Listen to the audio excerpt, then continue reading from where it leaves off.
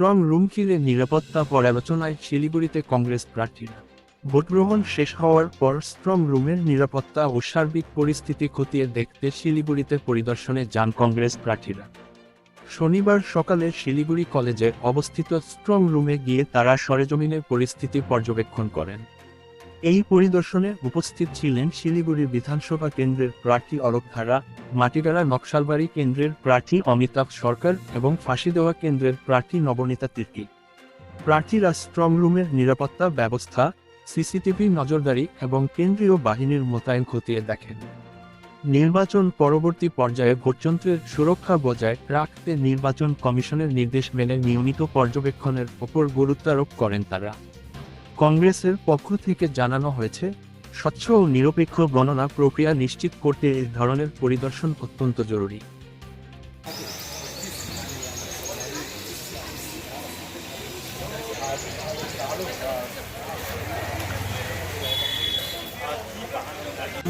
আমাদের কাছে একটা খবর ছিল যে এখানে বিভিন্ন সময় বিভিন্ন রকমের গাড়ি ঢুকছে।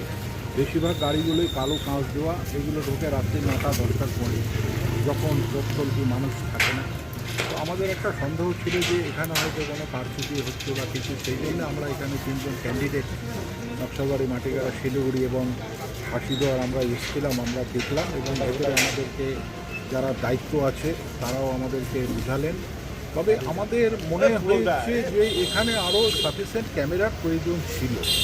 তারা বিনা আইডেন্টি কার্ডে, সে তৃণমূল এবং বিজেপির লোকরা এখানে ঢুকছে বিনা আইডেন্টি কার্ডে, সেই ব্যাপারেও আমরা তাদের সাথে যারা সিআরপিএফের যারা দায়িত্ব আছে তাদেরকে আমরা বলেছি। তারা আমাদেরকে আশ্বস্ত করেছে যে না, এইরকম হয়নি বা হবে না। এখন এখানে নির্বাচন কমিশন সঙ্গে অফিসিয়ালস যারা যুক্ত আছে তাদের উপর যে এই অবিশ্বাসের একটা বাতাবরণ, এইটা খুবই আশ্চর্য। এটা মানে অবাক লাগে যে এরকম একটা পরিবেশ তৈরি হয়েছে, যার জন্য প্রত্যেকটা রাজনৈতিক দলকেও আসতে হচ্ছে এবং ভিজিটিং করতে হচ্ছে। আসলাম ঠিকই, বিশ্বাস তো আমাদের আছে এবং রাখতেই হবে। ডেমোক্রেসিতে যদি নির্বাচন কমিশনের ওপর যদি বিশ্বাস না থাকে তাহলে আমরা কার উপর বিশ্বাস রাখবো? মনে হলো কিছু তো এখানে খামখেয়ালি আছে বা কিছু আমাদের প্রশাসনের আমার মনে হচ্ছে ছাড় আছে। কারণ এখানে আমরা শুনলাম যে শাসক দলের কিছু লোকজন যারা আইডি কার্ড ছাড়াও ভেতরে ঢুকেছে, তো এগুলো তো হওয়া উচিত না। আজকে আমরা যারা আইডি কার্ড ছাড়া আমাদের যতজনই ছিল তাদের প্রত্যেককেই আমরা বাইরে রেখে ঢুকেছি। দেখছি এসআইআর মাধ্যমে কতটা বিশ্বাস আমরা রাখতে পেরেছি। যেমন আমার ফাঁসিদেওয়া বিধানসভা থেকে আপনার 23,000 ভোটারের নাম অ্যাপ্রক্সিমেটলি কেটে গেছে, সেগুলো আমরা খতিয়ে দেখেছি, সেগুলো সম্পূর্ণই আপনার কংগ্রেস সাপোর্টার ছিল।